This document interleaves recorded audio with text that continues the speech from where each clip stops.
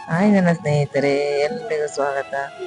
ಅಂದ್ರೆ ನಾನು ಮೊನ್ನೆ ರಾಣಿ ಮನೆಗೆ ಹೋದಾಗ ನನ್ನ ಒಳ್ಳೊಳ್ಳೆ ತಿಂಡಿ ಮಾಡಿಕೊಟ್ಟಿದ್ದು. ಅಂದ್ರೆ ಗೋಧಿದು.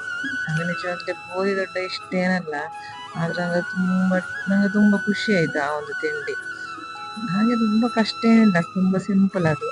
ಅಂದ್ರೆ ಗೋಧಿ ಅಂದ್ರೆ ನಾವು ಒಂದು ಗ್ಲಾಸ್ ಅಕ್ಕಿಗೆ 2 ಗ್ಲಾಸ್ ಗೋಧಿ ಹಾಕಿ, ತೆಂಗಿನಕಾಯಿ, ಆಮೇಲೆ ಸ್ವಲ್ಪ ಬೆಲ್ಲ ಹಾಕಿ ಚಂದ ಒಂದು ಸಣ್ಣಗೆ ಅರಿಲಿಕ್ಕಿಲ್ಲ ಅದು, ಅಂದ್ರೆ ಸಜ್ಜಿಗೆ ತರ ಒಂದು ಅರ್ದು, ಮತ್ತೆ ನಮ್ಮ ಬಣ ಎಲ್ಲ ಹುಯ್ಯುದು ತೆಂಗಿನೆಣ್ಣೆ ಹಾಕಿ.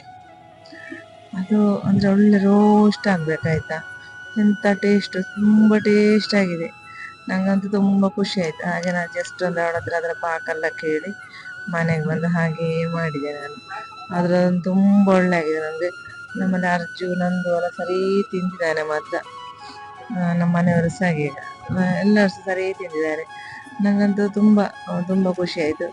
ದೊಡ್ಡ ಒಂದು ಕಷ್ಟ ಏನಿಲ್ಲ, ಸುಲಭದ ರೆಸಿಪಿ ಇದು. ಮತ್ತೆ ಆ ರುಚಿಗೆ ತಕ್ಕ ಉಪ್ಪು ಸಹ ಹಾಕ್ಬೇಕು. ಉಪ್ಪೆಲ್ಲ ತುಂಬಾ ಬೇಡ. ಆದ್ರೆ ಎಂತ ಗೊತ್ತಾ, ನಂಗೆ ಒಂದು ವಿಡಿಯೋ ತೆಗಿಲಿಕ್ಕೆ ನಂದು ಬಿಡುದೇ ಇಲ್ಲ.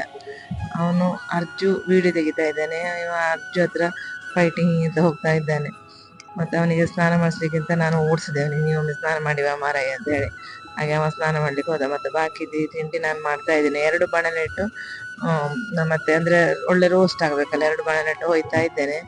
ಹಾಗೆ ಒಳ್ಳೆ ಅಂದ್ರೆ ಸೂಪರ್ ಟೇಸ್ಟ್ ಆಗಿ ಸಂಜೆ ತಿಂಡಿಗಲ್ಲ ನಮ್ಗೆ ಒಳ್ಳೆ ಒಂದು ಖುಷಿ ಆಗ್ತದೆ.